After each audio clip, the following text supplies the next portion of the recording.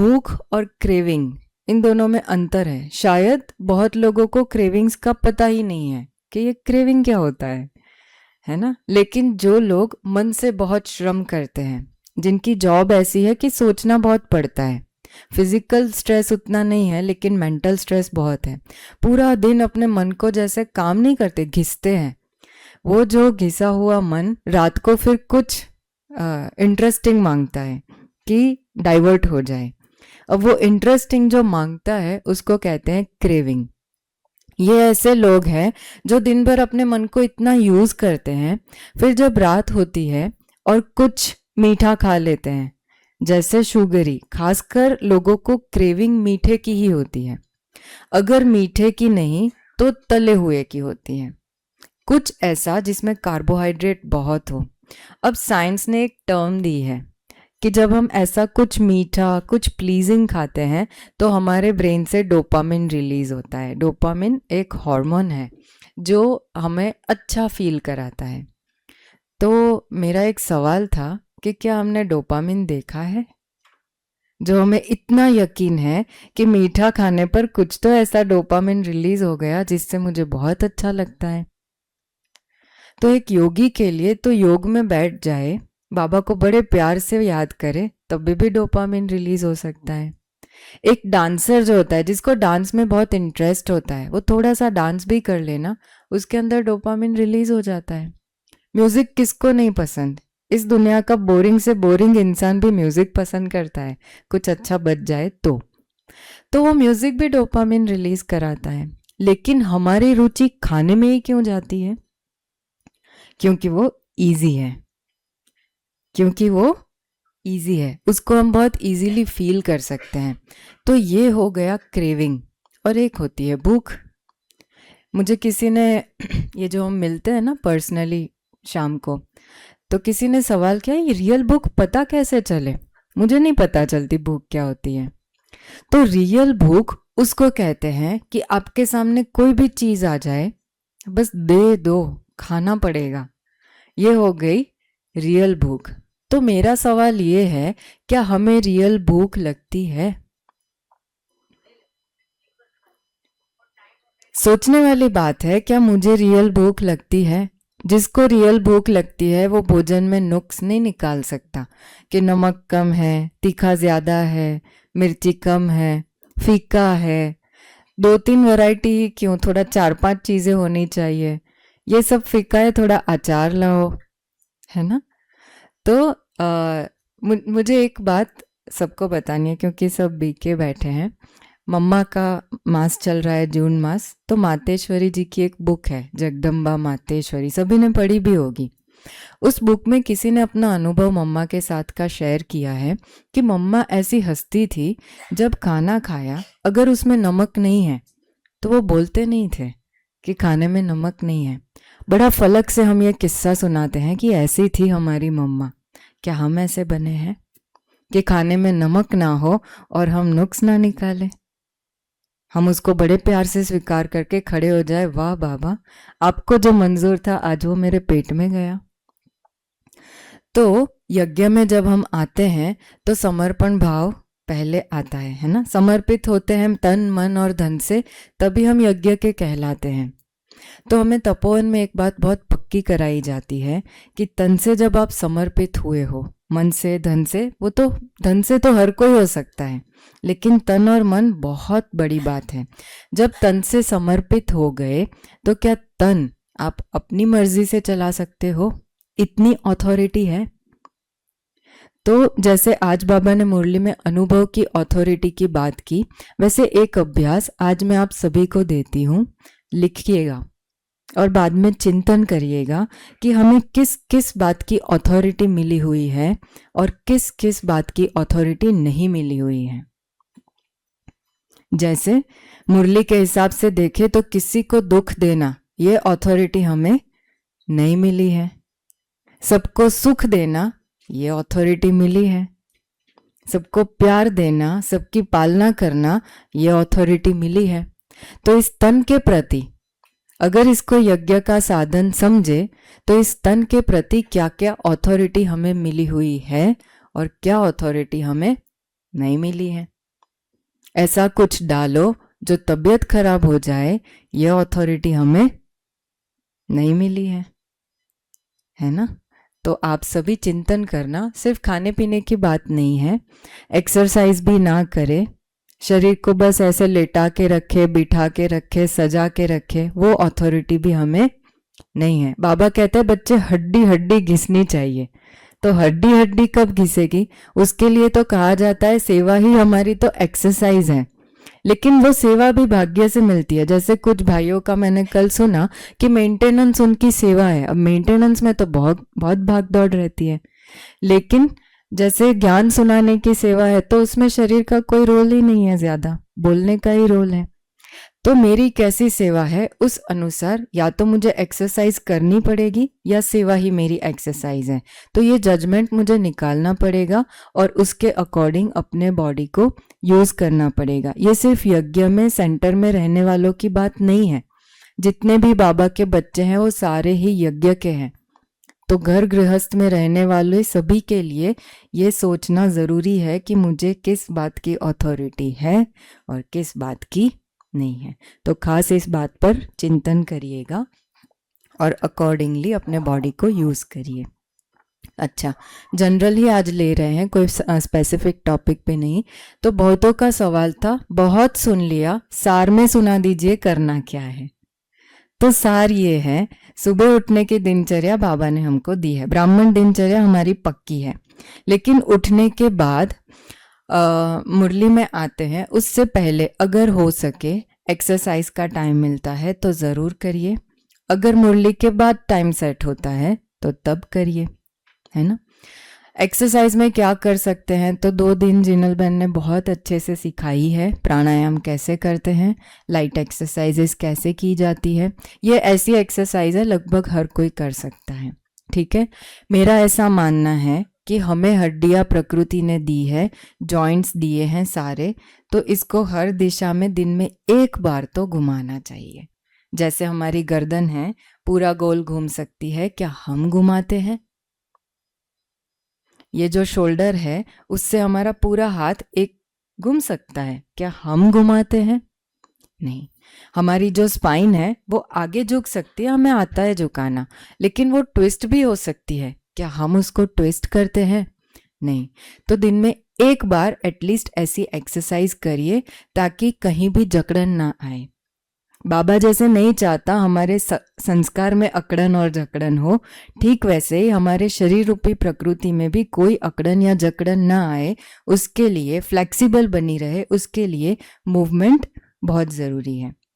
जिनको बैठे रहना है उनको बार बार अपना पोस्चर बदलते रहना चाहिए, खड़े होना, बैठना, झुकना, मुड़ना, ये सब करना चाहिए, ठीक है। भोजन की बात करें तो दिनचर्या में सिस्टम बना है। मुझे नहीं पता सबको 3 टाइम भूख लगती भी होगी या नहीं, लेकिन सिस्टम बना है। चलो 3 टाइम भोजन करते भी है, अगर हो सकता है, फोर्स नहीं है, अगर हो सकता है तो मॉर्निंग में चाय और कॉफ़ी छोड़ देना अच्छा है। क्यों? क्योंकि सतयुग में नहीं होने वाला है। वो संस्कार भी आज धारण कर लीजिए, धीरे धीरे छोड़िए। हम कभी भी किसी को ऐसा फोर्स नहीं करते, आज सुना है कल से छोड़ दीजिए। लेकिन अगर दिन में 4 बार चाय पीते हैं तो 4 से 3, 3 से 2, 2 से 1, 1 कप से आधा कप, आधे से फिर धीरे धीरे छोड़िए।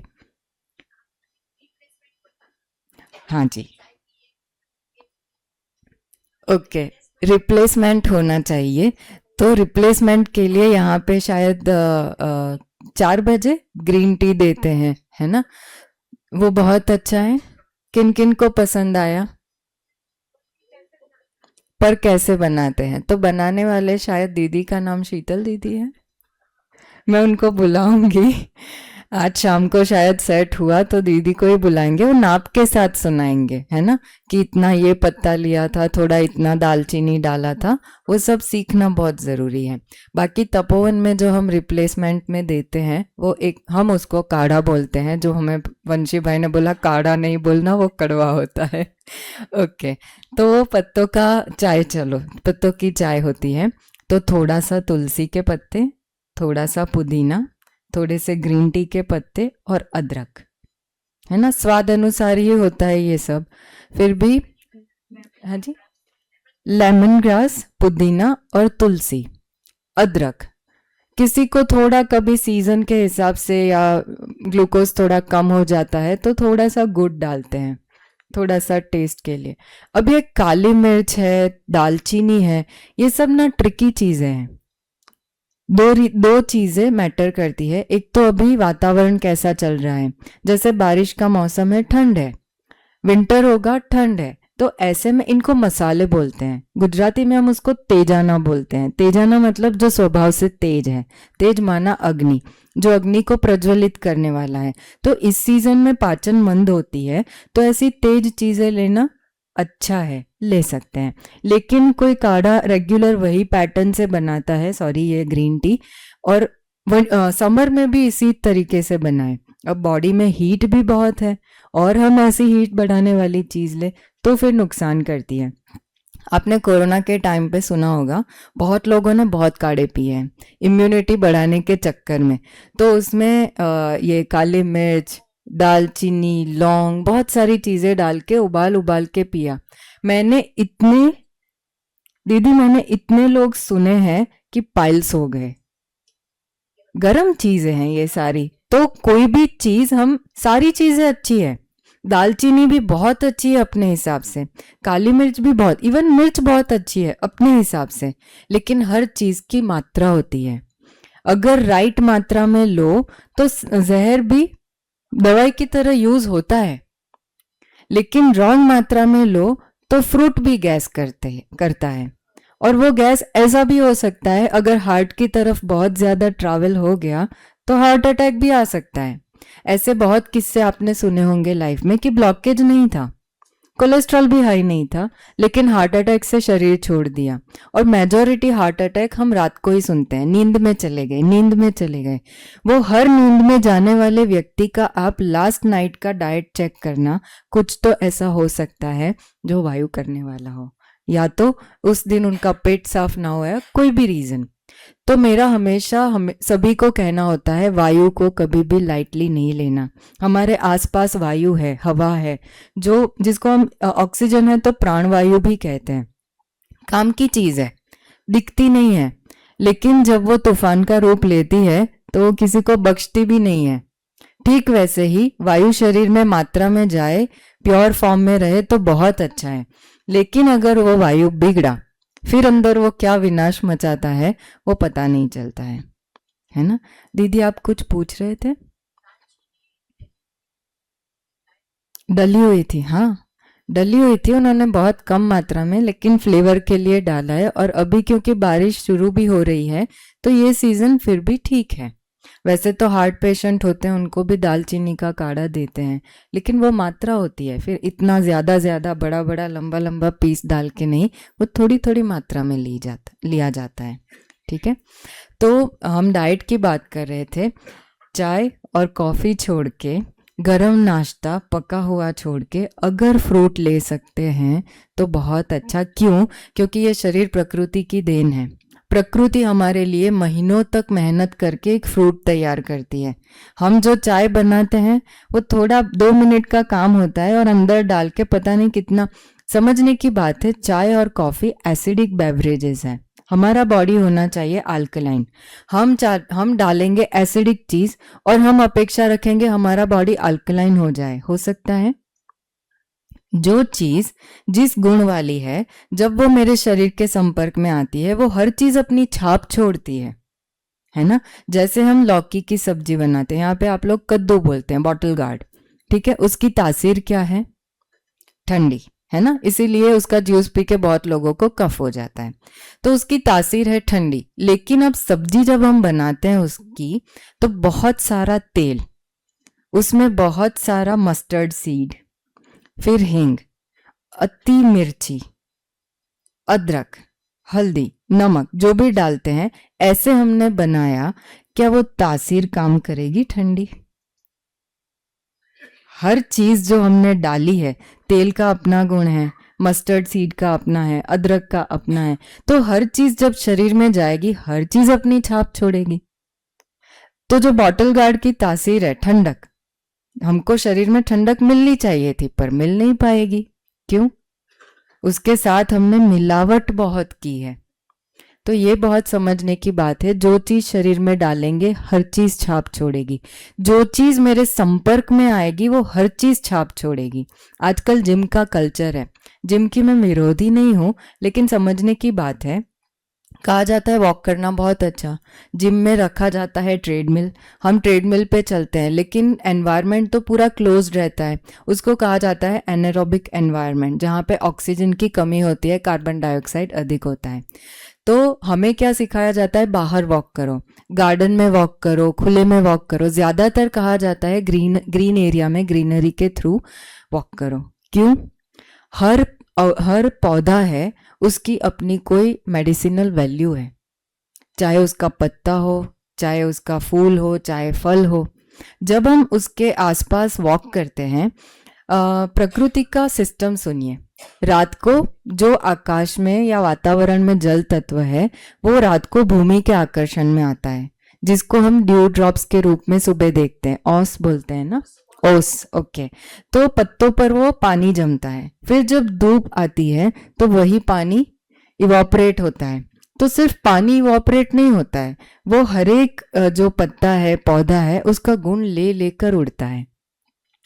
अब ऐसे में हम वहाँ वॉक करें तो ब्रीदिंग के थ्रू बहुत सारी औषधियाँ हमारे शरीर में जाती हैं।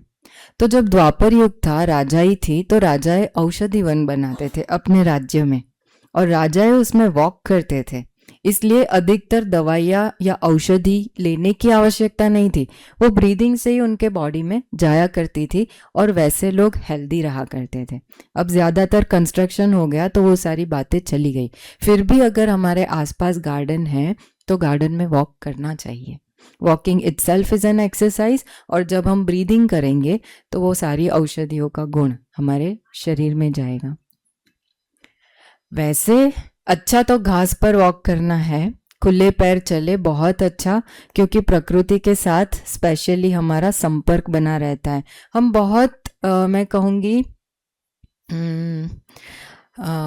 अनलकी हो जाते हैं जब हम ऐसा सोचते हैं कि पैर खराब हो जाएंगे। ये सोच हमें अनहेल्दी बनाती है। कई लोगों को पैर गंदे नहीं करने, लेकिन आपको मैं खास बात सुनाऊं, वर्ल्ड के जो बहुत बहुत बड़े बड़े सेलिब्रिटीज हैं, जिनको देखने के लिए करोड़ों की भीड़ मचती है, वो लोगों के अपने हेल्थ ट्रेनर्स होते हैं, डाइटिशियंस होते हैं, कोई गाइड होता है। तो ये लोग अपना ऐसा फार्म बनाते हैं, या तो गौशाला होगी, उनकी रेगुलर विजिट होगी। हमारे कनेक्शन में ऐसे सेलिब्रिटीज आए हैं जो बोलते हैं कि हम अपने बच्चों को रोज गार्डन में नंगे पैर घुमाते हैं। तो ये नॉलेज उनको दी जाती है। हमारे लाइफ में भी नॉलेज ये है, सबको है। किसको नहीं पता मिट्टी में चलना बहुत अच्छा है, मिट्टी से संपर्क रखना बहुत अच्छा है, पर हम चलते हैं। ज्ञान तो है, अगेन वही बात, जान तो लिया पर माना कितना। तो घर में भी अगर हो सके तो नंगे पैर जितना हम चल सके तो अच्छा है। दीदी का सवाल था, गार्डन में जब हम चलते हैं तो ग्रास में चलना चाहिए या साइड में जो पाथवे वॉकवे बना होता है वहाँ चले। तो अगर नंगे पैर गार्डन में चल सकते हैं तो बहुत अच्छा। जो लोगों का डायबिटीज़ बहुत हाई होता है तो उनको सिर्फ मना किया जाता है, क्योंकि कुछ चोट लग गई और हील नहीं हुआ तो गड़बड़ हो जाती है। तो ये छोटी बात थोड़ी सी ध्यान रखना, बाकी चल सकते हैं। ठीक है, चलना ही चाहिए। एक्यूप्रेशर भी हो जाता है। वैसे तो हमें थेरेपिस्ट के पास जाना पड़ेगा जो दबा के देगा, लेकिन नंगे पैर चलेंगे तो एक्यूप्रेशर भी हो जाता है। हमारे पूर्वज क्यों इतने हेल्दी थे? तो सुबह नहा धो के मंदिर जाना, नंगे पैर जाते थे वो लोग, तो एक्यूप्रेशर हो जाता था। अच्छा, मंदिर में गए, फिर जब तक भजन या आरती चलेगी वो लोग ताली बजाएंगे। आजकल हमारे जीवन से ताली भी निकल गई, हमें अलग से बैठ के बजवानी पड़ती है। तपोवन में जब हम एक्सरसाइज कराते हैं तो एंड में ताली बजाते हैं, पर वो हो गई 1 मिनट की बात, जबकि आरती तो चलती है 10-15 मिनट। हमें लगता है कि हमारे पूर्वज क्या पागल थे? नहीं, पूरा भक्ति मार्ग साइंस है। अब ये भी बहुत बड़ा विस्तार है। छोटा सा मैं उसको सार में कहूँ तो हर मंदिर का रिवाज क्या है कि मंदिर में जाएंगे, जो भी देवी देवता है तो एक तो घंटी बजाएंगे। जब घंटी बजती है उसके जो वाइब्रेशंस निकलते हैं वो सारे माइक्रोब्स जो जर्म्स होते हैं उनको दूर भगाते हैं। वो लोग उसको सहन नहीं कर पाते, इसलिए वो दूर हट जाते हैं। दूसरा, भगवान को जब प्रसाद चढ़ाने की बात आती है तो नारियल, हम लोग श्रीफल बोलते हैं उसको, तो श्रीफल फोड़ा जाता है और थोड़ा टुकड़ा खुद खाएंगे, थोड़ा टुकड़ा घर वालों के लिए लेकर आएंगे। तो नाम है श्रीफल, फल में जो श्रेष्ठ है। तो आप लोग बहुत लकी है। मुझे साउथ की एक बात बहुत अच्छी लगती है कि हर चीज में आप ग्रेट करके कोकोनट डालते हो, इसलिए आपकी स्किन अच्छी, स्किन की चमक अच्छी, बाल अच्छे, स्किन अच्छी नहीं है। ये जो मेरा ऑब्जर्वेशन है, मेरा नहीं, मेरे हमारी पूरी टीम का ये ऑब्जर्वेशन है कि साउथ से जब लोग हमारे पास ट्रीटमेंट के लिए आते हैं, हम एक चीज़ देखते हैं उनकी स्किन, दूसरा देखते हैं उनके नाखून। ना स्किन एक कलर की है, ना नाखून एक कलर के हैं। जो कुछ सालों पहले थे, तो गड़बड़ कहाँ हो रही है, कभी सोचा? किसी ने सोचा है इस बारे में कि हमारा क्यों ऐसा चेंज आ जाता है? ठीक है, तो कल जो पूरा दिन इतना विरुद्धार सुना है, कुछ लोगों को बहुत इंटरेस्टिंग लगा होगा, कुछ लोगों को कभी लगा होगा कितना बड़ा विस्तार है। लेकिन ये विस्तार इसलिए करना पड़ता है क्योंकि किसी की कोई गलती होती है, किसी की कोई गलती होती है। जो हमारे ध्यान में बड़ी गलती, इतने दिन रुक के खाया पिया तो समझ में आया वो ये कि मान लो आपकी प्लेट में 4 चीज़ें बनी हैं, 4 चीज़ों में 2 चीज़ों में खट्टा डाला है, तो एक में नींबू डाला है, दूसरे में टमाटर डाला है, टमाटर की चटनी होगी, फिर वो इमली वाला पानी होगा, मुझे नाम सारे नहीं पता, मैं उसको पानी बोल रही हूँ। फिर चटनी होगी, दूसरी ग्रीन चटनी, उसमें नींबू निचोड़ा होगा। 2 प्रकार की खटाई जब मिक्स होती है, वो हर एक का अपना फ्लेवर है ना, नींबू का खट्टेपन का अपना फ्लेवर है, टमाटर का अपना है, तो कोई तो अंदर नेचुरल केमिकल है जिसकी वजह से वो टेस्ट है, वो कलर है, वो गुण है। तो ये 2 केमिकल जब मिलते हैं, तीसरा क्या नया बनाता है उसका हमें नॉलेज ही नहीं है। वो शरीर में जाकर इतना सारा मिक्स होके चौथा पांचवा क्या बनाएगा हमारे पास, उसकी कोई नॉलेज ही नहीं है। तो बहनों को खास ये बात ध्यान में रखनी है, जो बोलते हैं हमारे पूर्वज यही सब खाते थे, लेकिन हमारे पूर्वज इतनी सारी वैरायटी खाते ही नहीं थे। 2 ही चीज होती थी, दाल चावल, है ना, या फिर इडली बनेगी तो इडली सांभर, एक चटनी बनेगी। अभी 3-3 चटनियों का रिवाज हो चुका है, तो एक नींबू वाली होगी, एक टमाटर वाली होगी, फिर सांभर बनाएंगे उसमें टमाटर डालेंगे, कोकम डालेंगे, या फिर आम, कच्चा आम डालेंगे, एक में डालते हैं। तो अब से मेरी एक सबसे बड़ी रिक्वेस्ट आप सभी को यही है कि ये एक बड़ी गलती छोड़ दीजिए। आपकी प्लेट में 4 चीजें हैं, उसमें से 2 में खट्टा डालना ही डालना है, तो कोई भी एक खटाई चूज करिए। नींबू डालना है, दोनों में नींबू डालिए, टमाटर डालना है, दोनों में टमाटर डालिए। मेरी गारंटी है आपको, अगर उसी वजह से आपकी स्किन खराब हुई होगी तो धीरे धीरे सुधर जाएगी।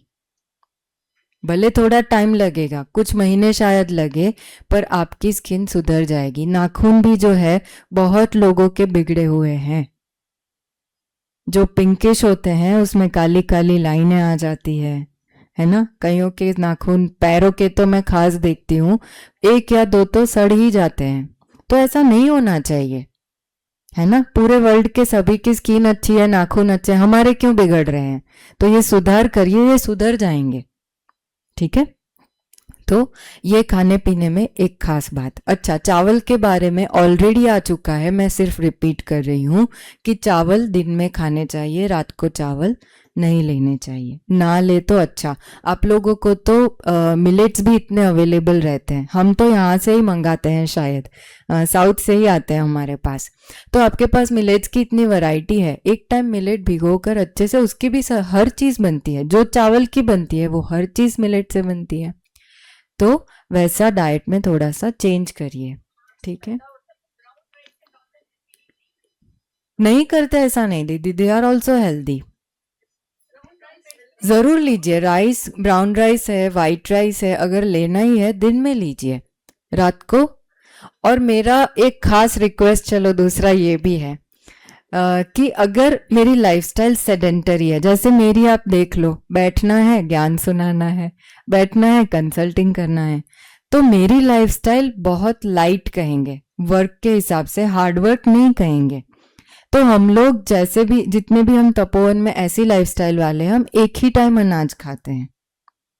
किसी को लंच टाइम पे भूख लगती है तो वो लंच अच्छे से लेते हैं, किसी को डिनर टाइम पे भूख लगती है वो डिनर अच्छे से लेते हैं। बाकी ऐसा नहीं कि दूसरे टाइम खाना नहीं है, जैसे यहाँ भी बहुत लोग प्रैक्टिस कर ही रहे हैं कि सुबह फ्रूट ले रहे हैं, लंच प्रॉपर कर रहे हैं और रात को सूप ले रहे हैं, बेस्ट। उससे अच्छा क्या हो सकता है कि आप रात को बहुत लाइट लेकर फिर सो रहे हैं, आपका हर ऑर्गन थैंक यू बोलता है अंदर से।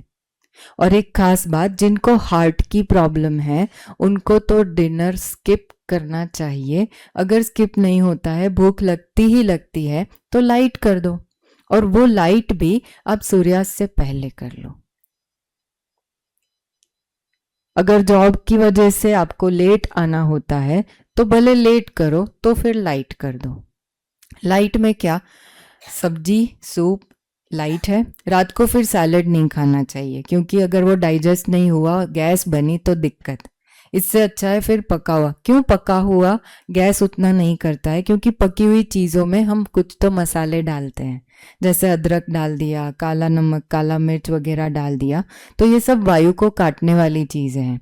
थोड़ा सा तड़का लगा दिया, हींग डाली, तो वो वायु को काटने का काम करती है।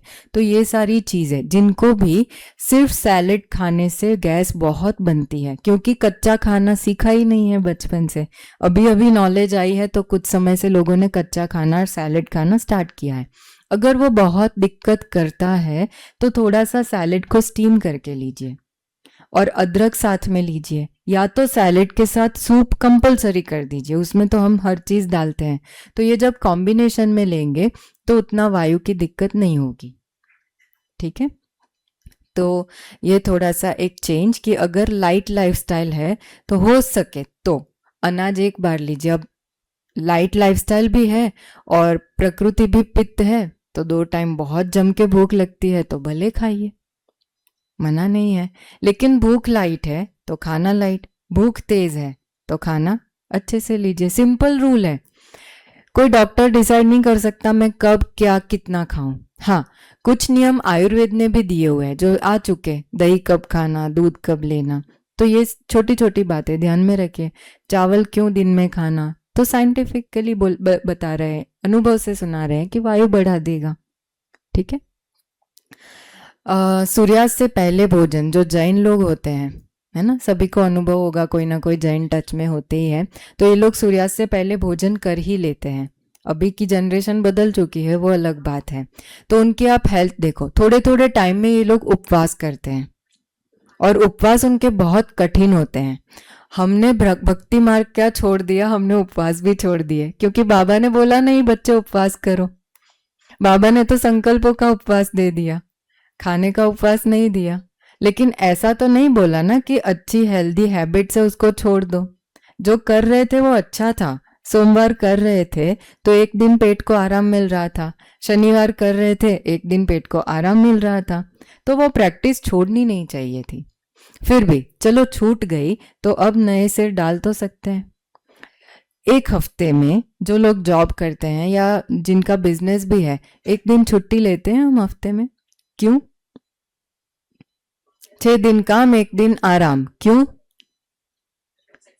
थकते हैं ना, शरीर से थकते हैं, मन से थकते हैं, हमें कुछ दूसरा नया सोचना होता है, नया कुछ घर का काम देखना होता है, तो एक दिन आराम चाहिए। तो हमारे शरीर के ये जो अंग है सालों से काम कर रहे हैं, क्या एक दिन छुट्टी नहीं चाहेंगे? चाहेंगे ना। पैरों को आराम मिल जाता है, रात को जब हम 6-8 घंटे सोते हैं, पैर, हाथ, आंख, कान, सबको आराम। लेकिन अगर रात को हैवी खा के सोए तो अंदर के अंगों को कोई आराम नहीं। हम बोलते हैं पार्शालिटी नहीं पसंद है। हम पार्शालिटी करते हैं कि नहीं? करते हैं कि नहीं? अगर पैर थक जाए चलते चलते तो बैठ जाते हैं, बोल देंगे भाई अब नहीं चला जाएगा।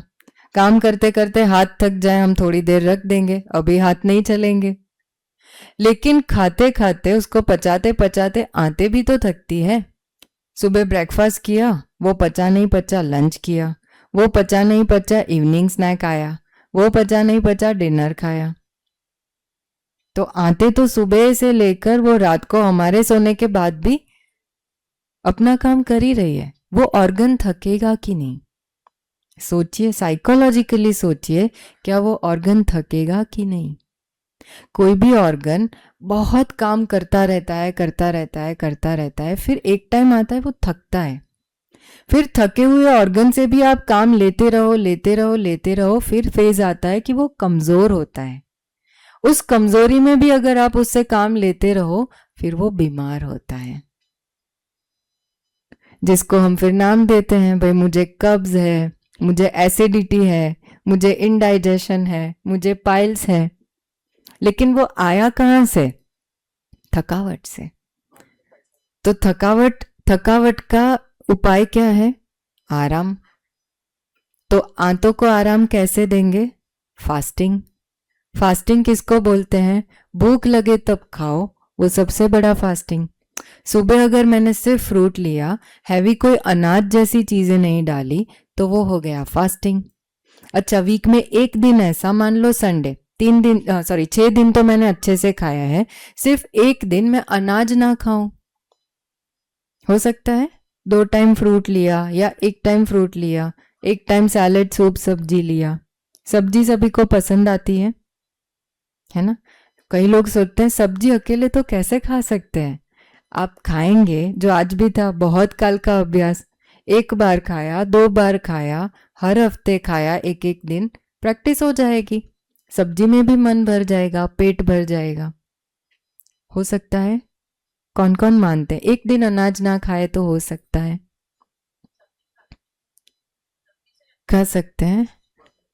आपने हाथ नहीं खड़ा किया, नहीं हो सकता। सुनने में अजीब लगता है, जितना अजीब सुनने में लगता है करने में उतना अजीब नहीं है। करके देखिए, इजी है।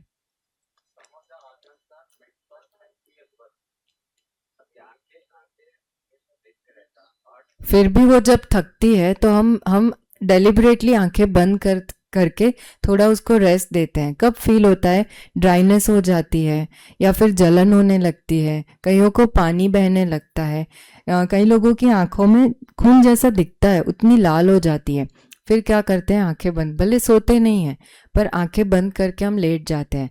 अच्छा, जिनको आंखों का ऐसा भी प्रॉब्लम है कि हैवी हो जाती है, ड्राई हो जाती है या जलन ज़्यादा होती है, तो कुछ नहीं, ठंडे पानी में नैपकिन भिगा के थोड़ा सा उसको 15 मिनट आधा घंटा भी रखे तो रेस्ट मिलता है।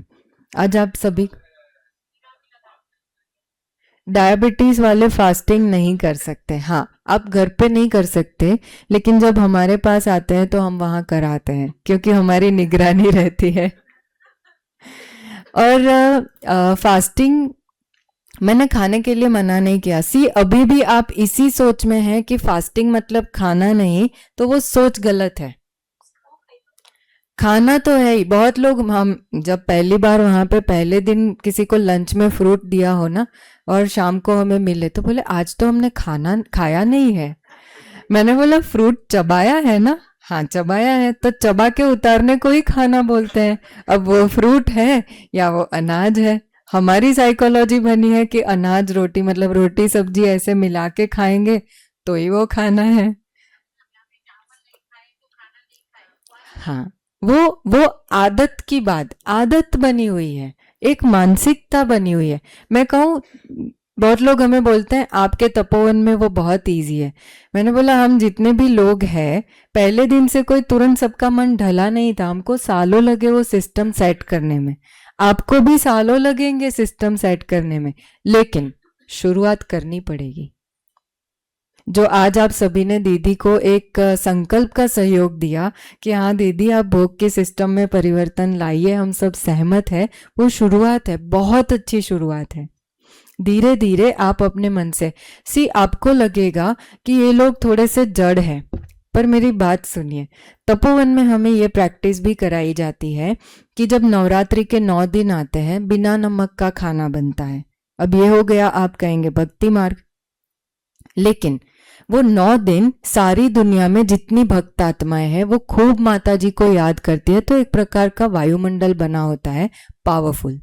उसी टाइम पे आप भी संकल्प करके ये ऐसा उपवास करते हैं कि नवरात्रि के 9 दिन करते हैं, तो हमें शक्ति मिलती है, उस संकल्प में बल मिलता है। और वो 9 दिन एक ने नहीं खाया, उसको देख के दूसरे ने नहीं खाया, फिर सबने नहीं खाया, तो सबके अंदर एक प्रकार का बल भरता है। वो बल होता है दृढ़ता का, वो बल होता है कंट्रोलिंग पावर का।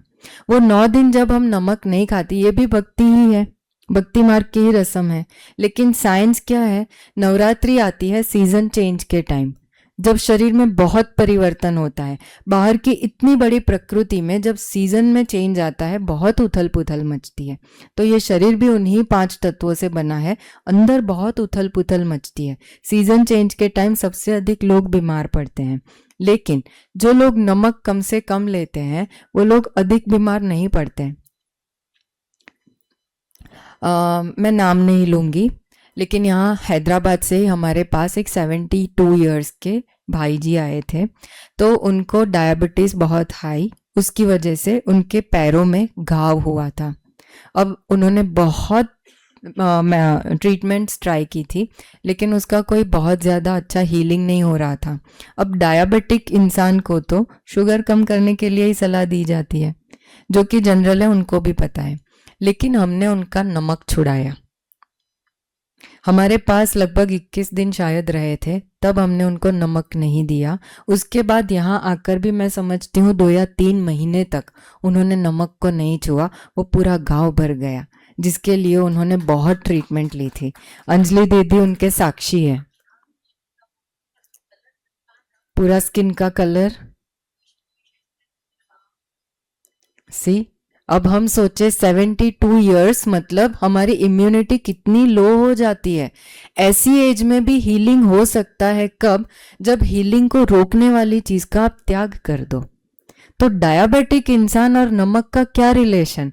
डायबिटीज में हीलिंग नहीं होता है ना ठीक से, लेकिन नमक छोड़ने पर भी हीलिंग नहीं होता है, ये कोई नहीं सिखाता। तो ये समझ की बात है। हम ऐसा कहते हैं कि शायद ये 2 दिन जो आपने भोजन किया, नमक थोड़ा थोड़ा कम भी लगा होगा, लेकिन उससे हमारा बॉडी अंदर से क्या परिवर्तन करता है उसका बाहर से अंदाजा नहीं आता है। ठीक है, तो मेरा आपसे ये भी एक सुझाव है, अगर आप मान लीजिए दिन में इतना नमक खाते हैं तो धीरे धीरे धीरे धीरे कम करते जाइए, आधे तक आ जाइए, इतना हो सकता है। भले आप 2 महीने लीजिए ये क्वांटिटी कम करने में ग्रेजुअली, लेकिन एक ऐसे फेज तक पहुंच जाइए कि आधे नमक से आपका काम चल जाए। वंडरफुल, आपको मेडिसिन की तरफ नहीं जाना पड़ेगा। मैंने पहले दिन भी सुनाया था, आज दुनिया में मेडिसिन अवेलेबल है। समय जिस गति से आगे बढ़ रहा है, एक टाइम ऐसा आएगा मेडिसिन नहीं मिलेंगी, तब शरीर कैसे चलाएंगे? अगर उसी पर हमारा बीमारी को हम मैनेज कर रहे हैं, है ना? तो कोशिश ऐसी करिए कि आज आपकी एक एक एक एक करके मेडिसिन छूटती जाए, कोई ऐसी मेडिसिन ना रहे।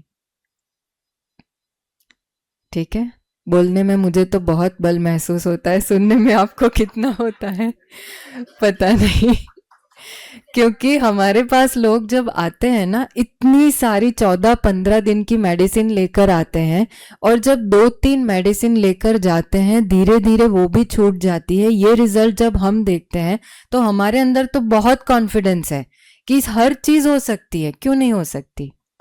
करने वाले में दृढ़ता चाहिए। तो आप सब करने वाले हैं तो दृढ़ता से करिए, रिजल्ट मिलेगा ही मिलेगा। बाकी आप फ्रूट खाएंगे, हमको क्या फायदा? आपकी दवाइयाँ छूटेगी, हमको क्या फायदा?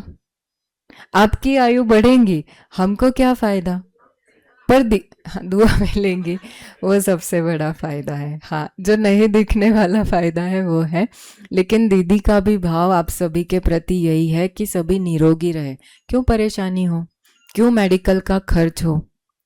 मैं ये कहती हूँ, यज्ञ में रहने वालों का खर्च यज्ञ करता है, लेकिन घर गृहस्थ में रहने वालों का धन भी तो बाबा का है।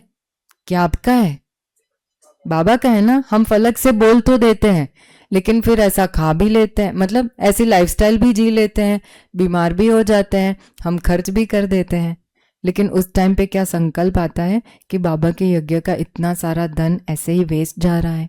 नहीं, हमें वो नीड लगती है, लेकिन वो नीड खड़ी किसने की? मैंने ही की। तो परिवर्तन कौन कर सकता है? मैं ही कर सकती हूँ, है ना। मैं ऐसा कहूंगी, हमारे जीवन का बस थोड़ा सा समय बचा है, इस ब्राह्मण जीवन का, इस संगम युग की अब थोड़ी सांसें बची है, जो बाबा बोलते हैं, मैं नहीं बोलती। तो इन थोड़ी सांसों में थोड़ा त्याग कर लिया तो क्या बड़ी बात है। जी लिया ना। मैं ऐसा सोचती हूँ कि 38 साल बहुत खा लिया, अब थोड़ा छोड़ भी दिया तो क्या गम है। तो आप सब तो मेरे से काफी एज में बड़े हैं, ऐसा सोचिए 50 साल 70 साल तो मैंने खा लिया, अब थोड़ा छोड़ दिया तो क्या गम है। हो सकता है कि नहीं? कौन कर सकते हैं?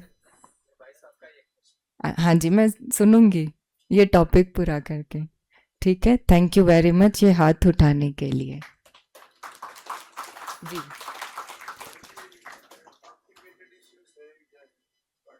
जी। हाँ। हाँ। हाँ, तो जब ऐसी कंडीशन में लोग हमारे पास आते हैं तो हम पहले ही मेडिसिन नहीं छुड़ाते हैं। पहले तो आप नई सिस्टम में ढलो, अगर ढल पाए। अब शरीर में थोड़ा अच्छा मैं एग्जाम्पल से सुनाती हूँ। मान लीजिए कोई ब्लड प्रेशर वाला इंसान हमारे पास आया, जिसका बीपी बहुत हाई रहता है, 2 टाइम उनकी मेडिसिन चलती है, अब वहाँ पे रहकर ट्रीटमेंट ले रहे हैं, बीपी थोड़ा थोड़ा लेवल से मतलब लिमिट से भी कम आ रहा है, तो मेडिसिन कम करना पड़ेगा। तो या तो पॉसिबल है हम उसको आधी करते हैं, हम खुद नहीं करते, हमारे पास एमडी फिजिशियन डॉक्टर भी है, उनको कंसल्ट करके हम मेडिसिन में चेंजेस करते हैं, तो वो मेडिसिन आधी होती है। अब उस थोड़े दिन और बीते और बीपी कम जा रहा है, तो अब वो आधी मेडिसिन भी हमें छोड़नी पड़ेगी। तो ये चेंज भी कब आता है? जब शरीर अपने आप सक्षम होकर काम करना शुरू करता है। तो जैसे डिप्रेशन वाले लोग भी आते हैं, तो 3-3 4-4 टैबलेट लिए बिना वो लोग सो नहीं सकते, तो उसमें से एक भी कम की वो रात को सो नहीं पाएंगे। तो तुरंत कोई चीज छुड़ाई नहीं जाती है। फिर रोज क्लास सुनते हैं, एक दिन हिम्मत करके बिना हमको बताए वो एक गोली छोड़ते हैं, दूसरी छोड़ते हैं, फिर एक दिन सुनाएंगे मैंने 3 दिन से ये 2 गोलियां खाई नहीं है, पर प्रॉब्लम कोई नहीं है, मैं सोया अच्छे से। तो वंडरफुल। हिम्मत पहले अंदर चाहिए कि मैं कुछ परिवर्तन मेहनत करके लाऊं, फिर दवाइयों को छोड़ूं। टाइम है, अभी भी दवाई छोड़ने का टाइम हमारे पास है, लेकिन अचानक परिस्थिति आई, अचानक नहीं छूटेगा। फिर रोना आएगा कि अरे इसके बिना तो मुझे चलता ही नहीं था, अब मेरा क्या होगा, ये डर मारेगा। कोरोना में लोगों को डर ने मारा है, वायरस ने कम मारा है। ठीक है, ब्राह्मण भी डरते हैं, मैंने बहुत देखे हैं कि दवाई नहीं मिलेगी मेरा क्या होगा, है ना। ठीक। हाँ, तो बोलेंगे ना। मैं अगर कल मैं डॉक्टर बनी होती तो मैं भी वही बोलती, क्योंकि मुझे सिखाया वो जाता है। जब नेचुरोपैथी पढ़ी तो मैंने भी बहुत सवाल किए थे कि ऐसे कैसे कोई पानी से ठीक हो सकता है, ऐसे कैसे कोई फास्टिंग करके ठीक हो सकता है, लेकिन अब अनुभव है। तो अनुभव के आधार से इतना अथॉरिटी से हम आके यहाँ पे बोल रहे हैं कि हो सकता है, आप बस करो, कोशिश करो। नहीं हुआ तो ठीक है, कोशिश ना करने का गम तो नहीं रहेगा कि मैंने ट्राई नहीं किया। मैं कहती हूँ ट्राई तो करो, है ना। सोडियम का प्रॉब्लम है, सोडियम लो होता है, फिर तो खाना पड़ेगा। सी सोडियम लो किसका होता है बिना नमक खाए या कम नमक खाए? क्योंकि सालों से हमने वही खाया है। कुछ लोगों का बॉडी इतना उस चीज में सेट है कि ये तो चाहिए ही चाहिए। कुछ लोगों का बॉडी हर चेंज को एक्सेप्ट कर लेता है। हाँ, नमक मिला तो ठीक, मीठा मिला तो ठीक, अनाज मिला तो ठीक, नहीं मिला तो ठीक। तो जिनका सोडियम लो होता है, धीरे धीरे मैं फिर भी कहती हूँ, मन को तैयार कीजिए, प्राणायाम अधिक करिए, प्राणायाम से अंगों को सक्षम करिए। आपको लगता है प्राणायाम तो केवल ऑक्सीजन बढ़ाने की क्रिया है, लेकिन वो ऑक्सीजन अंदर जाके क्या करता है उसका हम अंदाजा नहीं निकाल सकते। वो हर अंग को ठीक कर सकता है, इतनी कैपेसिटी है। ऐसे ही नहीं उसको प्राणवायु नाम दिया है ना। हर अंग को वो प्राण, हर अंग में वो प्राण भरता है। जी।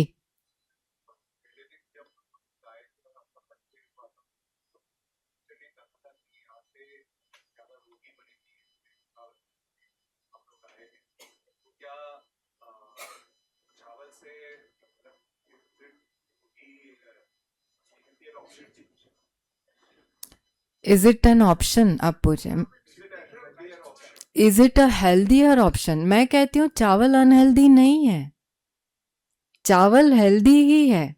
भूख से खाए तो, राइट टाइम पर खाए तो।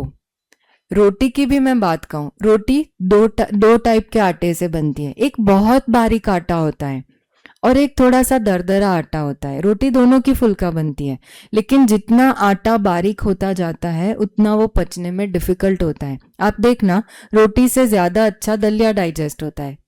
तो अनाज जितना मोटा होता जाता है उतना वो पचने में इजी होता है। तो roti is also a good option अगर आपको चेंज करना है तो, लेकिन थोड़ा सा दरदरा आटा हो। मिलेट्स भी हेल्दी ऑप्शन है। So these are all options. अगर आपका हैबिट चावल में ही है, डायबिटिक नहीं है, तो जरूर खाइए, कोई मना नहीं है ना।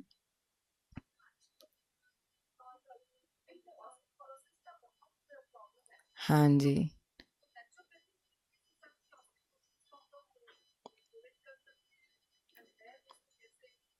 ओके। ऑस्टियोपोरोसिस, जब हमारे हड्डियां पोरस हो जाती है ना, पोरस समझते हैं सभी। तो अंदर से कोई ना कोई मटेरियल लीच आउट हो गया होगा, तभी वो पोरस बने होंगे। तो सबसे अधिक कहा जाता है शुगर जब हम खाते हैं तो उसको पचाने के लिए जो कैल्शियम चाहिए, जब ब्लड से इनफ नहीं मिलता है तो बॉडी हड्डियों से निकाल निकाल कर प्रोवाइड करता है। नो वंडर वाई अभी के टाइम में सभी के दांत खराब है। इतने डेंटिस्ट थे 50 साल पहले, 30 साल पहले, 20 साल पहले। मैंने अपने चाइल्डहुड में बहुत कम डेंटिस्ट देखे, आज बहुत बढ़ गए हैं। रीजन, तो हमारे दांत खराब हो गए, उनकी गलती नहीं है। हमारे दांत क्यों खराब हुए? हमने शुगर बहुत खाना चालू किया। तो इसीलिए चीनी को बोलते हैं वो धीमी गति का जहर है। हड्डियां भी धीरे धीरे पोरस होती है। अच्छा, मुझे उसको ठीक करना है तो मैं क्या करूं? पहली चीज, जो हड्डियों को गलाती है उसको छोड़ो, है ना। हम लोग ये कैन जो एरेटेड ड्रिंक्स आते हैं वो नहीं पीते हैं, फिर भी अगर कोई मशीन मेड के नाम पर पीते हो तो छोड़ो उसको, है ना। दूसरी चीज, कैल्शियम किससे अच्छे से मिल पाता है? तो अभी का इजी वे है, शैलकाल टैबलेट ले लो जो डॉक्टर प्रिस्क्राइब कर देते हैं। कैल्शियम इतना इजी भी नहीं है कि आपने टैबलेट खा ली और वो एब्जॉर्ब हो गया और आपकी हड्डियों में जमा हो गया। कितने ऐसे लोग हैं जो कैल्शियम की हड्डियां खा के बोन्स ठीक हो गए हो? हमारे पास तो नहीं आते हैं ऐसे लोग। कुछ नहीं होता है, ऊपर से कैल्शियम की टैबलेट खाने वालों को कॉन्स्टिपेशन हो जाता है, गुण है उसका। तो हम क्या कर सकते हैं? तो कैल्शियम सबसे अच्छा मिलता है कड़ी पत्ता में, जो हमारा वैसे भी सिस्टम है, पर हम छौंक में डाल देते हैं उबलते हुए तेल में। उससे अच्छा है कि आप जब ग्रीन चटनी बनाते हो उसमें कच्चे पत्ते डालो। अब पत्ते जो लोग कच्चे यूज करते हैं, तो एक ध्यान खास रखना चाहिए, बहुत छोटे छोटे जो कोमल पत्ते होते हैं और बहुत पके हुए पत्ते, वो दोनों नहीं लेना। जो बीच के होते हैं वो वाले पत्ते आप कच्चे चबाकर भी ले सकते हो। अब चटनी रोज नहीं बनती है, तो 10 15 20 पत्ते कड़ी पत्ता आप चबा चबा के रस उतार दो और कुच्चे निकाल दो, हो सकता है। अच्छा, दूसरा कैल्शियम का बहुत अच्छा सोर्स है तिल। तो तिल विंटर में हम खाते ही है, इंडियन कल्चर में तिल की चिक्की, तिल का गुड़, वो सिस्टम बना हुआ ही है। लेकिन वो कब खाना है? तो विंटर में, है ना। बाकी चटनी वगैरह हम बनाते हैं तो उसमें भी थोड़ा थोड़ा तिल यूज़ होता है। तो ये सारी चीज़ें। अच्छा, विटामिन डी की कमी है तभी भी कैल्शियम हमारा एब्जॉर्ब नहीं होता है बॉडी के अंदर। तो ये सारी बातें, सनलाइट से जितना हमारी दूरी बनी हुई है तो थोड़ा उसको छोड़िए। संपर्क बहुत मैटर करता है। रोज़ सुबह सनलाइट लेना, धूप लेना, वो अच्छा है। धीरे धीरे परिवर्तन ज़रूर आएगा। और एक लास्ट बात, अगर हड्डियों को जोर नहीं देंगे तभी भी हड्डियां कमजोर होंगी। जो मैं बार बार बोल रही हूँ, एक्सरसाइज बहुत ज़रूरी है, उसको मोड़ना मरोड़ना बहुत ज़रूरी है। बाकी खाकर ही हम ठीक होंगे। ये हुआ तो क्या खा ले, वो हुआ तो क्या खा ले। हम तो देखते हैं कि बड़े से बड़ी, कड़े से कड़ी बीमारी वाले को पानी से ही ठीक किया है। पानी मतलब वाटर फास्टिंग। अब ये बहुत बड़ा विस्तार है जो पूरा करेंगे अब नहीं लेंगे। लेकिन सिर्फ अगर हम अनुभव से सुना रहे हैं, अगर आपको हम में थोड़ा विश्वास है तो रखिए कि हाँ, पानी भी हमें हील करता है, फास्टिंग हमें हील करता है। जी, वेरी गुड।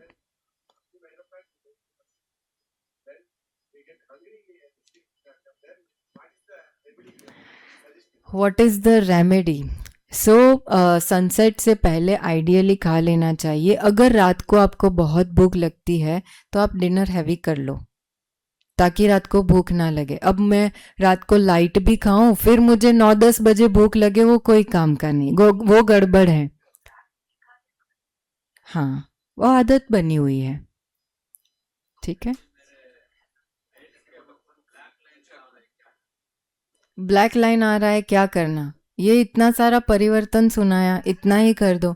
मैं कहती हूँ प्राणायाम ही कर लो थोड़ा डाइट के साथ, बहुत परिवर्तन आएगा।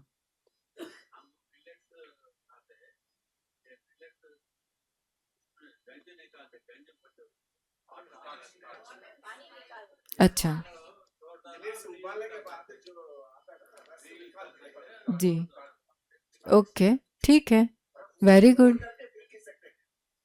उसको स्टोर करके फिर पी सकते हैं, ऐसा सिस्टम तो मैंने कभी सुना नहीं है।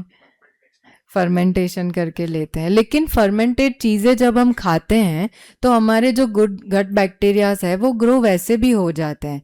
तो ऐसा सब करने की मुझे ज़रूरत नहीं लगती, क्योंकि पानी को मतलब वो प्लेन पानी तो नहीं रहा, उसके अंदर तत्व आ चुके हैं।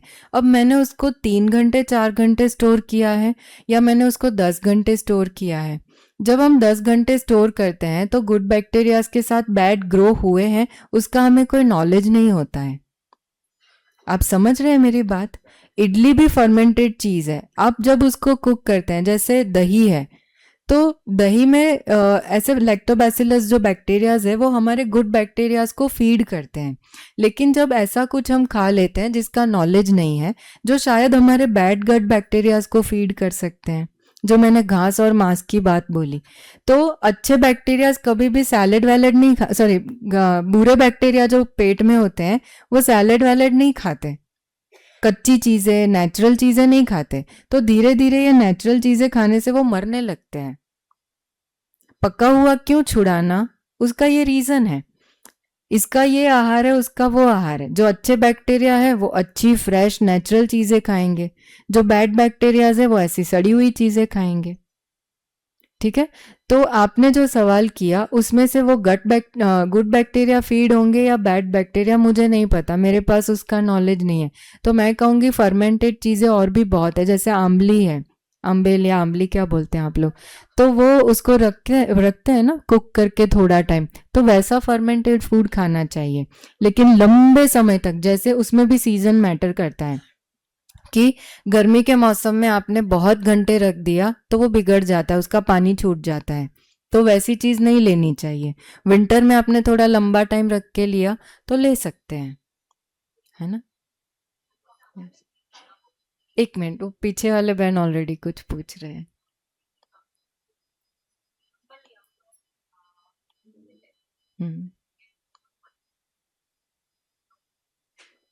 So that is a general idea given by some person, हम अपनी भूख के हिसाब से ले सकते हैं।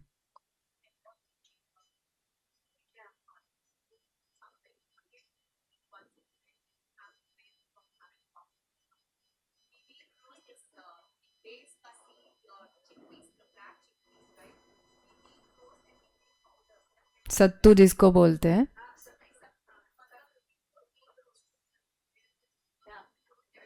ठीक है, ले सकते हैं। या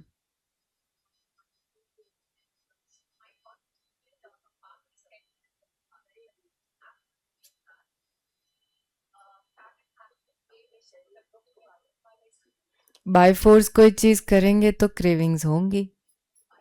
यस, हम फास्टिंग भी बाय फोर्स कभी नहीं कराते, विलिंगली कोई करता है तभी उसका रिजल्ट अच्छा मिलता है। नहीं, सी बाय फोर्स हमेशा फोर्स बाहर का नहीं होता है, कई बार फोर्स अंदर का होता है जिसको हम बोलते हैं जिद। साइंस स्पिरिचुअली हम उसको बोलते हैं जिद, मैं क्यों नहीं कर सकती, ये करते हैं मुझे करना ही है, मुझे ऐसा रिजल्ट नहीं। लेकिन बॉडी की कैपेसिटी को भी देखना बहुत ज़रूरी होता है ना। पूरा करे, टाइम बहुत आगे बढ़ रहा है, हमें भी दिनचर्या में आगे जाना है। Okay, last question.